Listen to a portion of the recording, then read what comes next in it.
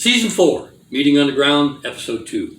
We're going to talk about the music of Murfreesboro today, Murfreesboro, Tennessee, which is a companion video to the Hope Project number 8, which we just released, and you've seen it. If you've watched our stuff, you've seen it. So this is the companion video to it. We're going to go into more depth about the things that were mentioned and the musicians and artists that were mentioned and the city that was mentioned. So this is that. We thank you, Marie. Appreciate you joining us. First of all, when we went into this episode of the project, going into Murfreesboro, it was different than anything we've done. Yeah. First of all, we simply researched things about the city, researched things about, and found this stuff about the musical influences, and we chose the 3 main musical influences that we came across. And we had when we went there, we had no place to go. I mean, we talked about Dave Macon, we talked about the Holloway High School Quartet, and we talked about SpongeBath, and none of them were there. So it was our experience of going and discovering. So it was like we were kind of discovering these places. Yeah. And so it put a little different light on it. We went, and it was pretty enlightening. Yeah, it turned out good. So this show will be a little different, but beginning with Murfreesboro, had a big history through the Civil War, and through one thing, its location is the center of the state of Tennessee. Yeah, which I didn't realize that. It's right in the center. And it actually was the state capital of Tennessee for a short time, and then Nashville. But before the Civil War and after the Civil War, Murfreesboro's whole economy and everything was changed. Before the Civil War, it was a very fertile agricultural area. Yeah. And it had, there were plantations and things like that ran the thing. But as it came up to the Civil War, the northern troops came in and occupied the area because of the fertile ground and land, and they lived off it and pretty much ended up stripping the land because of the war and all of the stuff that took place. But also there was a major battle in Murfreesboro called the Stones River Battle. Oh yeah. And it was significant, and there was 24,000 people that died in it. And in like 3 days or something? It was just the end, December, last day of, it was on New Year's Eve it started or something, and it went to January 2nd or something. Yeah. 24,000 people died. It also was the battle that gave Lincoln a victory so he could declare the Emancipation Proclamation. Mm-hmm. So it significantly influenced that in the war. It was the first significant victory that the North had in a while. Yeah. But, it was a key event to bring that. Yeah. So it's funny, I was thinking, did you see, I was telling Johnny, it's like when we left, when we were driving away after our shoot, this is the mall that was there. We're driving away, we go right by, it's the Stones River Mall, and so... Yeah, I never knew, I've seen that before, I never realized what that was a reference to. It's so funny, because we were doing this research and looking at the war and stuff, and now there's a mall named after the back of the place. A horrible battle it took place. So let's go into, like, standing at that level of it, our experiences of going there. Is there any thoughts you have? Any random thoughts about just the city and how we went there and what it was? The weather. So just maybe any thoughts or insights to our experience of going to Murfreesboro at the beginning. Yeah, this one was a little different because it was kind of reverse engineered. Like, we chose the location and then dove in, and it was cool to find out some of the history, all the stuff that we didn't have any found stuff. It wasn't, like the other trips have been, but it was cool to kind of see some of those landmarks and stuff and kind of realize the importance of some of these things along the way instead of already knowing about it ahead of time. Yeah. But was definitely hot. It's a hot It weekend. was probably the hottest weekend of the year so far. Yeah. And we did live music out in the sun. And, Perfect combination. It was great. The video has already been out, so it's the video that's along with the whole project number 8. I'm glad we got it. I couldn't go another song. It was pretty hot. We were working through it. That was a cool spot. Yeah. Speaking of that performance part, that was cool. Yeah. Now, when we were looking into Murfreesboro, we found 3 significant people or musical entities that framed Nashville. I mean, not Murfreesboro. Yeah. Not Nashville. One of them was Uncle David Macon.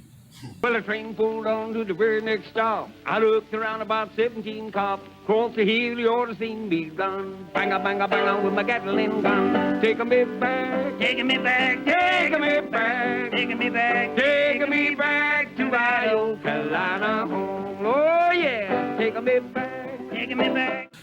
And so Uncle David Macon is some character. Anybody want to jump in? Well, I mean, what we know, or what the first things you learn about him would be, he's known for his banjo playing and for his presence as like a, comedian on stage. Yeah. Significant foundational musician in American history. The comedic side of him is interesting too. Definitely plays into his He's character. showy in a fun way. I mean, there's some really funny stories. A bit eccentric. I've heard about. You saw that in the video. Yeah. Pete Seeger. He said that Uncle David Macon was a foundational character in American music. Yeah, I just didn't realize. I feel like I had maybe heard his name, like especially living around this area. I had no idea how influential he was with banjo playing in general. Like he's. They said he kind of iconic. He bridged the vaudeville folk music scene with the phonograph radio listening scene, and he was there at that conjuncture of music turning. And he was the first star of the WSM Grand Ole Opry. He was the first star of Grand Ole Opry when it was first founded. And that would have been in the 20s. Yeah. Which was interesting. I was listening to, there's an author that wrote a book about the guy. Now, you'll go and you look up Uncle Dave Macon. You can find videos of him singing, like you've seen a little bit of, and you can find all kinds of stuff, people talking about him. But this was all about his professional career. He was 50 years old before he even started music. Yeah. Really? He had been playing, but he was 50 years old when he started actually doing it professionally, going out to play. And he had a rough life before 50. Do you know some of the details? Well, I was just going to say that it's an interesting story, too, of him getting started. It was that he had that one sister that was the primary influence for him. And his whole family. And she was a musician, and she was the one family member that really kind of encouraged him. His sister really was the one that said, no, you need to do this. Yeah, and that was even in spite of, who else was it? Somebody. His family members. There were not a lot of support for what he did. But it was, I mean, he's 50. He already was a farmer. Like, he has a farm.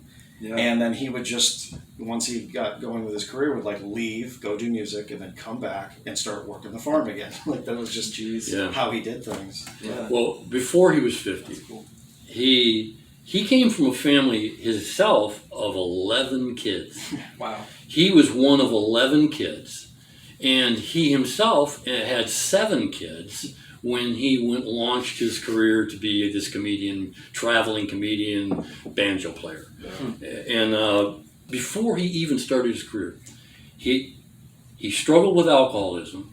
He was institutionalized 3 times. Oh, that's right. Yeah. At the state hospital in Nashville for depression.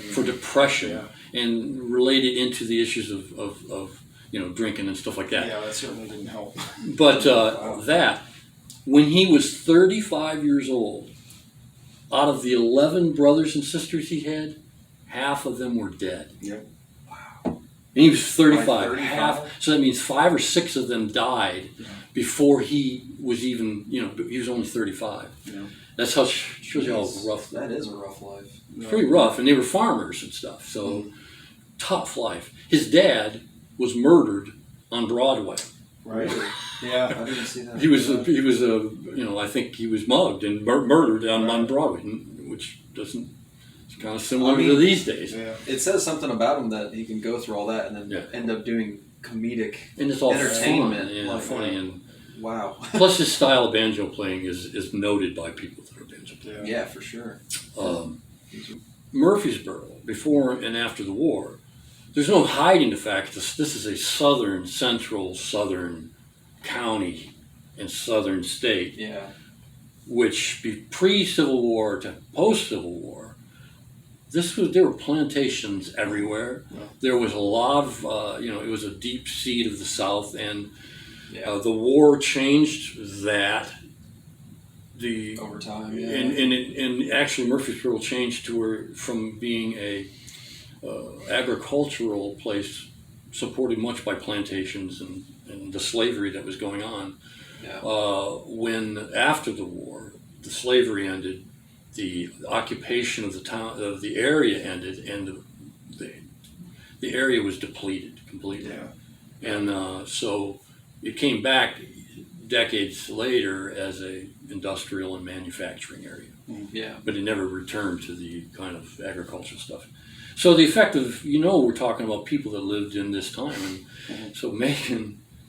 Yeah, Macon was a man of his time. And first talk culture. About, by all people that talk about him say that he was a very nice guy. He was he was a faith-oriented guy. He cared about people, mostly not for, and he was involved with helping people, but not as much politically as it was the fact that as a Bible believer, he believed that it was wrong to do injustice to people around him. So in the middle of all this stuff, he still was, that's where his heart was. Yeah. Mm-hmm. So explain who Howie Jenkins is and the story. I don't remember how long ago. It's a fairly recent 2019. Yeah, it's a fairly recent video. There's a video we found, guy's named Howie Jenkins. Yeah. He's a black banjo player, got long dreads, real nice guy, but he did a video and he was talking about it. From the stage, was talking about, that video was my introduction to Uncle Dave Macon. Him talking about this old white dude from the 20s who was a fantastic, banjo player, and he said that he would tell the story about him, but then also just say, I just love this guy's music. But he would tell the story that he was a Bible toting Christian, and so a sensitive one too, and one that cared about people and tried not to hurt people's feelings, tried to behave like, and yet.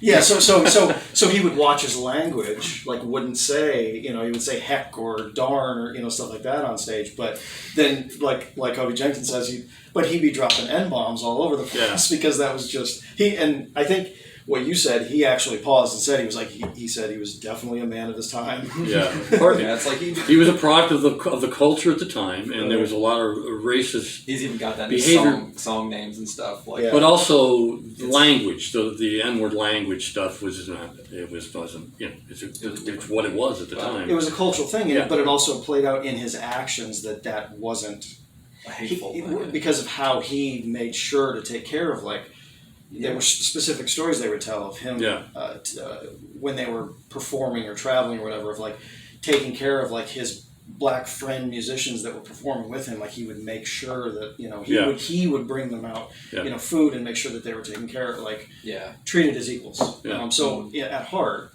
even being a man at the time and it was progressive. So this Howie Jenkins, there's a video out. You can look him up and find it. It's 2019. He was actually doing a performance, and he was talking to the audience and telling them about this character, David Macon, because he was going to play one of David Macon's songs. Right. And he was explaining how influential this banjo player was, and he was telling all this stuff. And he said, I just love David Macon. So it was kind of nice to hear from someone who would have a perspective as a black man of this guy, but looking at it from the outside, you can make assumptions. But it sounds like he was.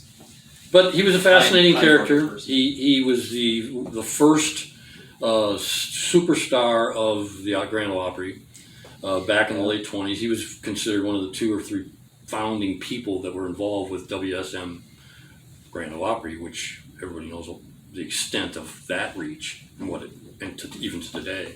Yeah. So when we went there, Mhm. our only contact with this man and who he was we heard that we knew where his gravestone was. Right. Yeah. So anybody want to talk about that? Which, and you get into that area, and suddenly the roads, it's like Macon this, and so Yeah. his family. I mean, we already talked about the size of his I mean, family. we're driving out quite a bit into the boonies, Yeah, like we're way out yeah, into we're the getting out outer. into farmland And- stuff. Yeah. And all of a sudden, we're noticing the names of the streets and places like that, and it all has The bridge. the bridge. There's a bridge called the Macon Bridge, and Yeah. and we found the summit. We found the cemetery, Yeah. and so it's just a small, quaint, Yeah, it was pretty cool. old cemetery. And fortunately, we met some people there that steered us in the right direction. They were Yeah. there. And anybody want to talk about that? Which we should have expected Yeah. in that area, and of course he had a large family that lived and potentially still Probably. Yeah. lives in the area. It wasn't a huge surprise that his gravestone was one of the largest and most well Very kept, nice. Yeah. Had a and bench. even had a matching granite or whatever It was a bench right thing next that was to like it. Yeah. and we'll show video of all that stuff. Yeah. Yeah. I mean, yeah, it was interesting to go see that was. because not knowing a ton about him, but then Because none of this Also, stuff we're just talking, having we didn't it- know hardly anything about it. Right. yeah, We were just like skimming it, and This we was went a- there to discover this. Yeah, it was a voyage of So our discovery. trip was for us. discovering these things, and Yeah. it was kind of it cool. was cool. But even outside of his gravestone, being a small town, Yeah, it was I very know. interesting. Like some of those gravestones were, I mean, they went way back. that one you guys. There was that one that was, it was so Yeah. old that the fenced-in area to protect it was already old. Like they brought iron That was- fence. How, and it everything was all it worn was a down. young kid or something. Yeah, there was a lot. Of, Young- there were some, young like, person. some of the oldest graves I think I've ever personally What was the date on seen. that? I don't remember. It but was like I definitely 17. took pictures. and Yeah, we it was could a show long some of time that. ago. Yeah, there were some of those that went into the Yes. mid to late 1880s on into the Yeah. Yeah. So that was fun, Yeah. and we also found where he lived. Yeah, we figured out he lived like right down the road from from the cemetery. that- With nothing much to see. We could People were living in the house, and it didn't really look as old as me as it was. Right. Yeah, it was a little overgrown and stuff, but it was still cool to see. Yeah. Where So, he actually lived. That was fun, and it was part of the whole discovery, and that was David Macon, and so Yeah. that was part one. David play on your harp, hallelujah. Does David play on your harp, hallelujah. Does David play on your harp, hallelujah. Does David play on your harp, hallelujah. Down in the valley, oh Lord, I didn't want to stay. So the second group that we found, that we heard about, that was highly influential and from Murfreesboro, was a group called the Holloway High School Quartet. And we heard they were known in the early 40s and around the time of the beginning of the war. They were known nationwide, and they were from Murfreesboro. So we kind of started looking into that and try to find some of that. And we went to their school. To the school. Same thing. We first of all, finding out that there was still a school was kind of interesting. Yeah. Because this is talking about the 40s, and there really was a school. So we mapped it out, went there and shot, and you'll see these footage. We went to the place and we went and saw it, and we talked to a woman. What was her name? Eleanor Sanders. Was it Eleanor? It's not. I don't think it was Eleanor. We had to remember. Yeah, we did. memorize It this. was something Elaine Sanders or Yeah. something. It was this old black woman, and she drove up, and we went over and talked to her, and she was just fascinated.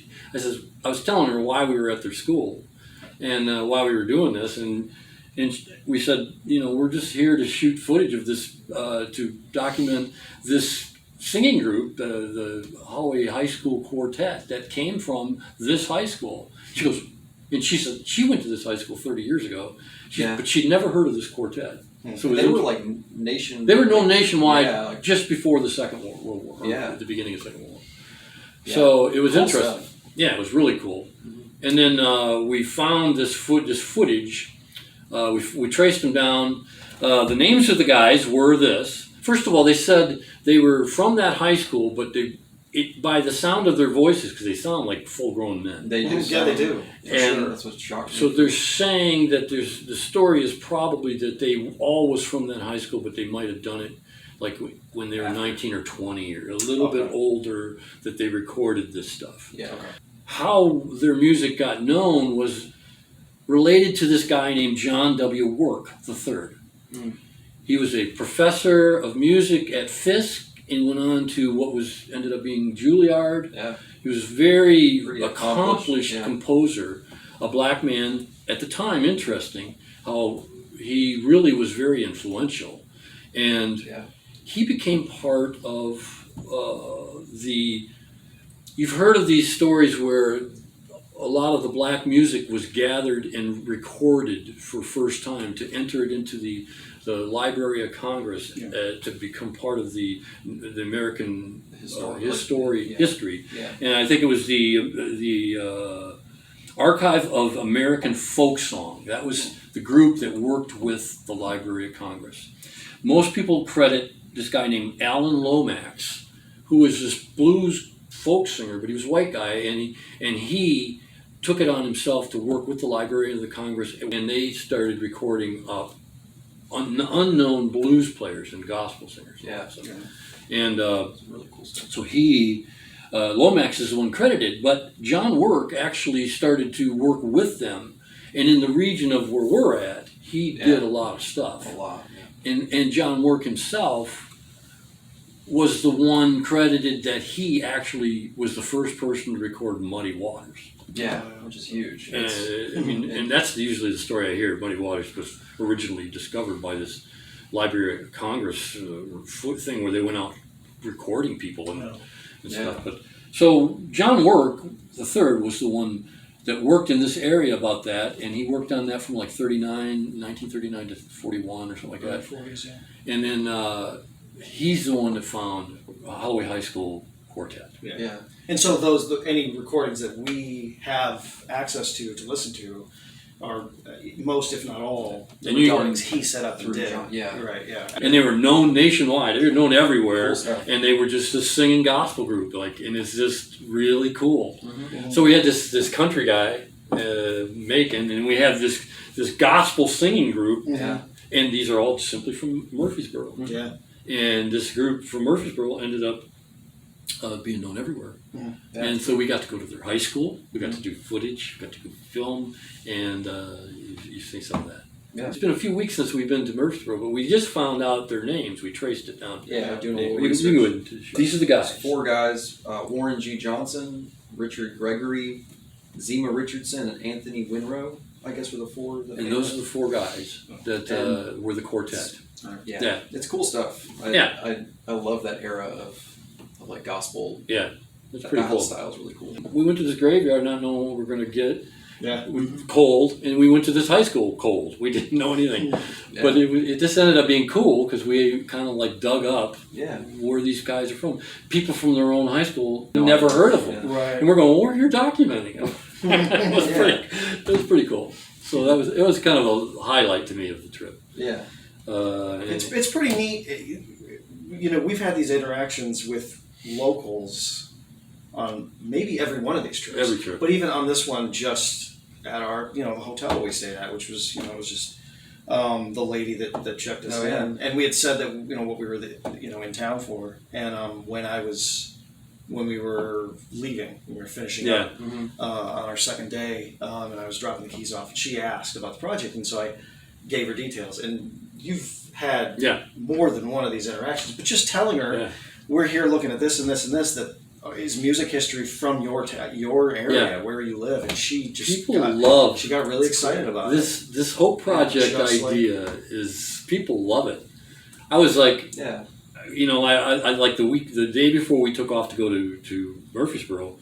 I was at a bank. I was cashing a check. I was talking to him, and this guy says, "So, are you gonna have a good? What are you doing this weekend? Are you gonna have fun?" I said, "Well, by the way, I am going to have a good one." And I said, "We're going to this town, Murfreesboro. We're out there to." And I told him what we were doing. And this whole project is a 25 city busking tour where we go and play there, but we just simply feature the town, and I told them what we were doing, and him and this person that was taking care of me, they just got in this big old conversation. They thought it was so cool. Yeah. Says, so how many? I said, this will be our number. This will be 8. This was the 8th one, and they just were fast. People love this idea. Yeah. We're just going to go to the town and feature the town. Yeah. We're going to highlight cool stuff about this area that people don't know. Yeah. Yeah. And also help culturally for us to appreciate one another. Mm-hmm. In these towns, there's so much negativity today about things that it's nice to go and say, okay, we're going to go feature this little town. We're going to talk about it. We're going to also focus on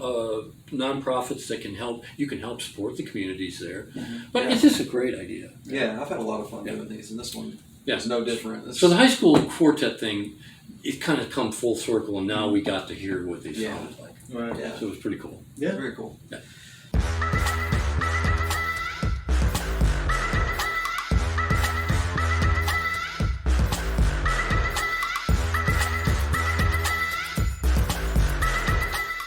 Yeah, so I know when we chose Murfreesboro, there was like one bit of music history there that we did know. And it was kind of the leading force. We were like, well, if there's nothing else, we can at least focus on this.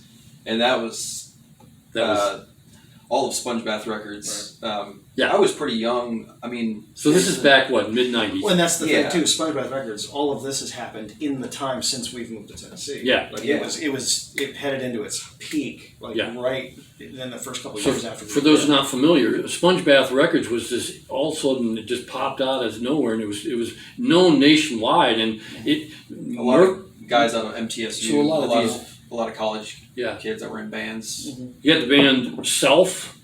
They had the band Fluid Ounces, the Cadies, the Features, and this Count Bass D. Those are some of the main guys. Good stuff. And so when we moved to Dixon, And how did we hear? Like for me, I remember going and seeing Self. I remember going seeing Self and the Cadies, and I don't remember, it was at the riverfront or something. Yeah. And so we heard about this music, and I'm trying to remember when my introduction to it might very well have been the group of friends I kind of joined at Dixon High. Yeah.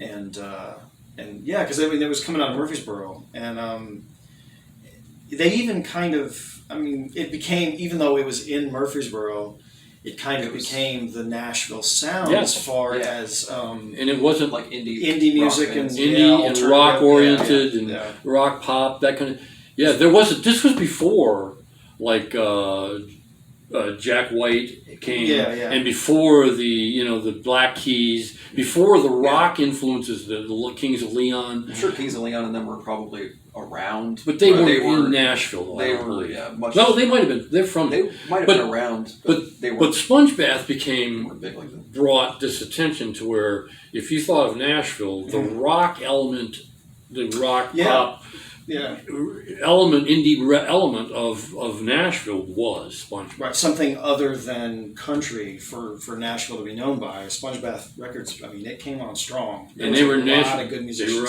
on the cover of Billboard magazine. This Self was, and they influenced. A bunch of them. These bands ended up getting signed with major nationwide labels. The Features went on to do a lot of big things. So itself, and we're going to talk a little more about the Features. But the whole thing of them was in mid '90s. They were well known nationwide, worldwide. Huge for me. Yeah, I was pretty young when they were great too. The music was cool. It's very good. It was kind of original. It was different, and it had a style. Even though, like the Cadies were more of a harder rock thing. Self became very well. They were probably the most successful. I'd say so. Nationwide, and they went on to do a song on Shrek, the movie Shrek. The first Shrek movie. Yeah, there's one of their songs. Credits. That probably helped their name. That was, I mean, obviously they'd already been signed to a big label for that, and they relocated to California. Yeah, they went to California and stuff like that. But originally, just all came out of Murfreesboro. Yeah. Now, there's a guy, I wanted to bring this up, we didn't talk about it. There's a guy that was part of the original crew of SpongeBath who is named Michael Eads. Oh, yeah. Michael Eads was part of the staff of the SpongeBath movement. Now, our connection to him is... Well, he went on to start and owns YK Records, which is also currently now... I would kind of say that's the closest thing to what SpongeBath was. It's all indie music. It's got he signs up really cool bands. A lot of good stuff. And in fact, we did a meeting underground completely about YK Records. A big show they did. We'll show you right here what episode that was. And so we did this whole thing, and we went to one of their nights where they premiered their bands, and we did video. We shot video, and we did put together a meeting underground with all their bands. It was all about their record label. And Michael Eads sent us thing saying thank you so much. Yeah, he's a really nice guy. Really appreciated it. And we should say that and then, our brother's band... Our brother... Go ahead, you tell. No, go ahead. The Mute Group is... Yeah, the band Mute Group, label, so. Which we've talked about a lot. That's their brother, my son, Ryan LaFave. He is the bass player for the band, the Mute Group. Mm-hmm. And nobody that's watched these meeting undergrounds doesn't know who they are. Because we've talked about them and featured them a lot. But this was full circle. And that was like the East Nashville bands that we were all a part of back, before the quarantine and all this stuff hit and ruined everything. But we were part of that group and we were supporting one another. The Mute Group is on YK Records. Yeah. Which is a really cool... Which is an offshoot. Familial tie into the subject at hand today. Yeah, for sure. But there's another family connection that we have with other than just going and seeing Self and knowing who they were, and knowing some of these bands. Flute Ounces, really good band. This Count Basie, I don't know a lot about him, but he was like part a rapper, of kind of fun, which he continues to. He's still recorded so much music, but he would, when you get those cool little like explosions of a music scene in town, and they all work with each other. So Count Basie would pop up on like Self stuff, and they would do stuff. That's not Count Basie. That's Count Bass D. Yes, because everyone knows who Count Basie is. But so anyway, but one of the connections that we personally as a family have had is with the band The Features, who were a premier band of SpongeBath. Yeah. We have... Somebody want to explain our connection with them?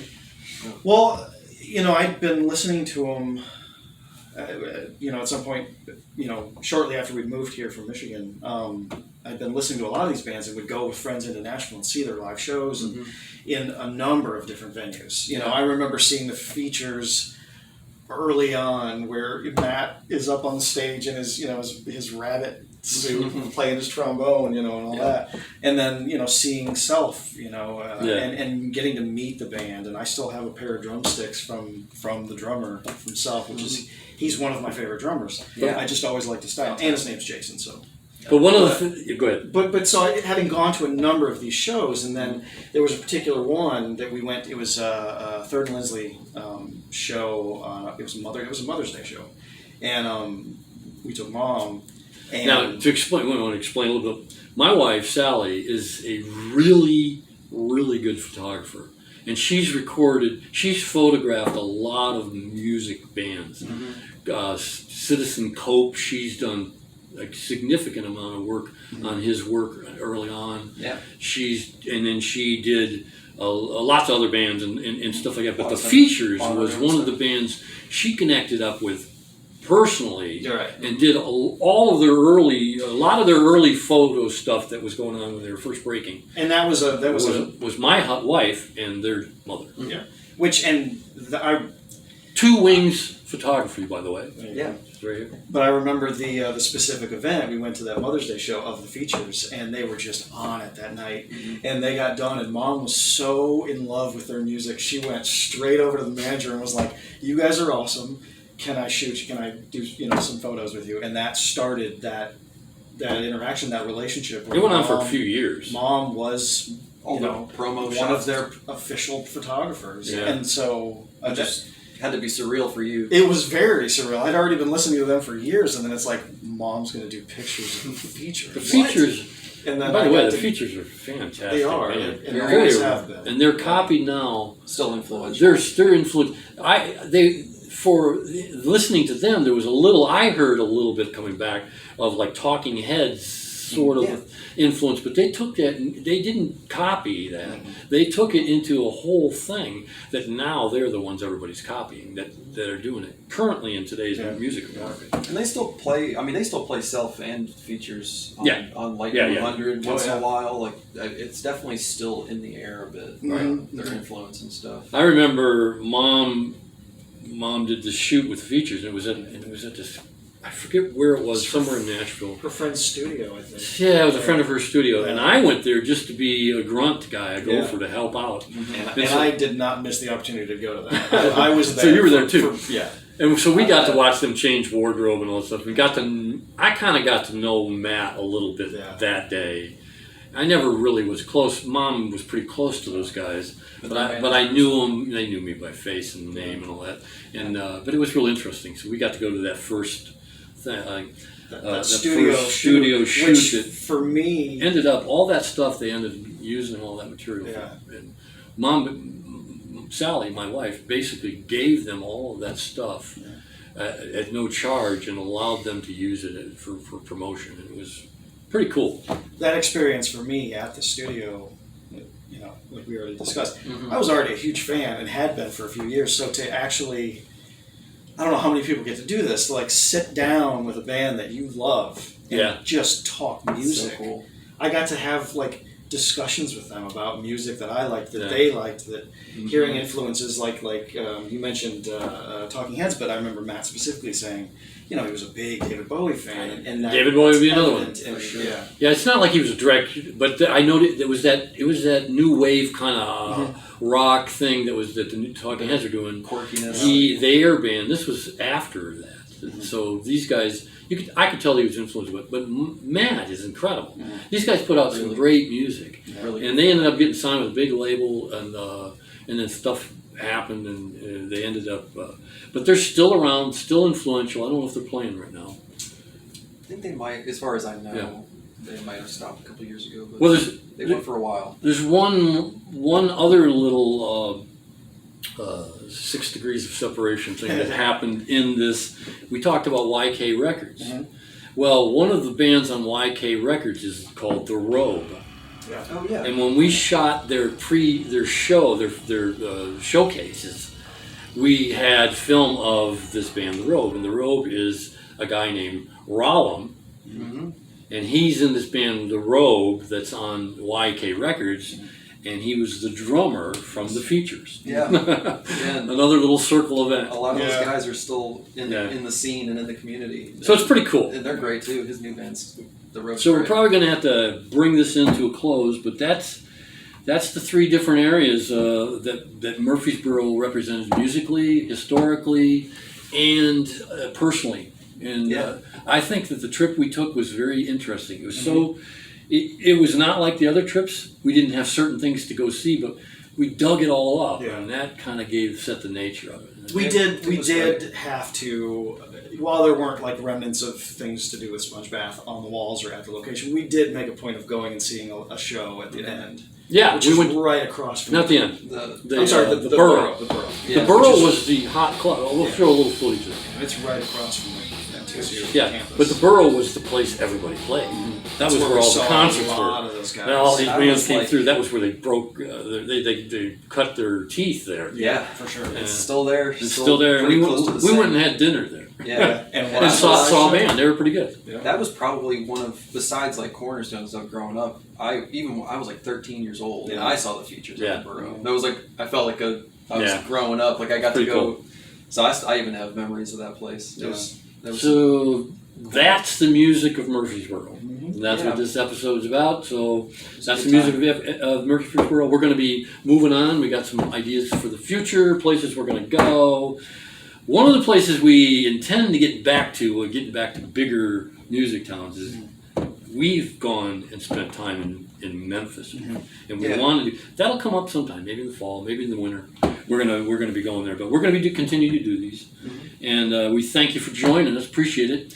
We're gonna close out the show with a brand new video that we just put out. That was a jail song, which it's just been ran as promotions and stuff, and it's been put out, and it's called "Imagination is a Mixed Bag." The video is different. And we are going to close the show out with that. We hope you like it. So next time, we'll see you.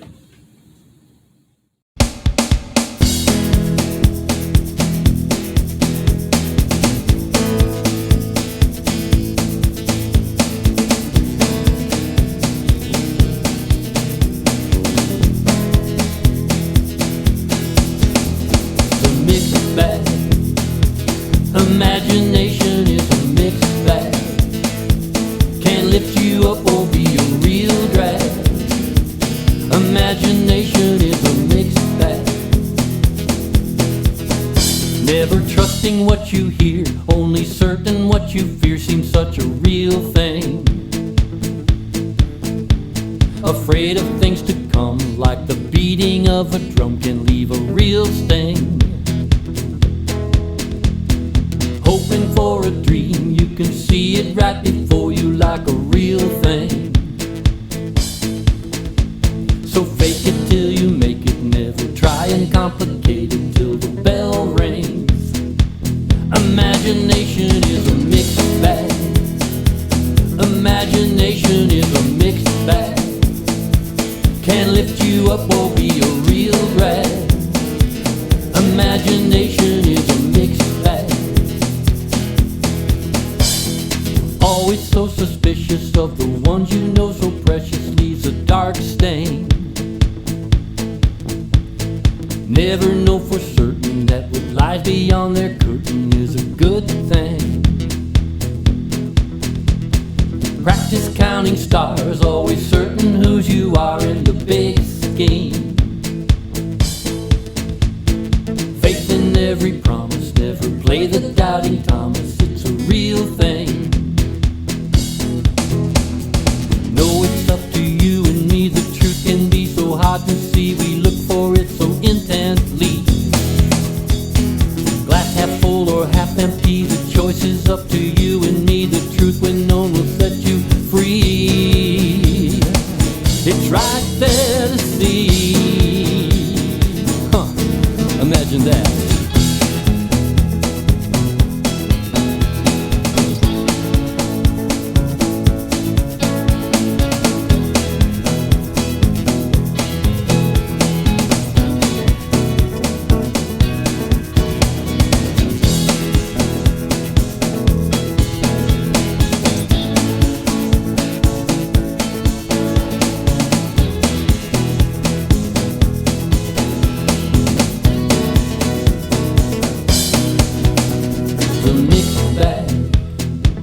Imagination is a mixed bag.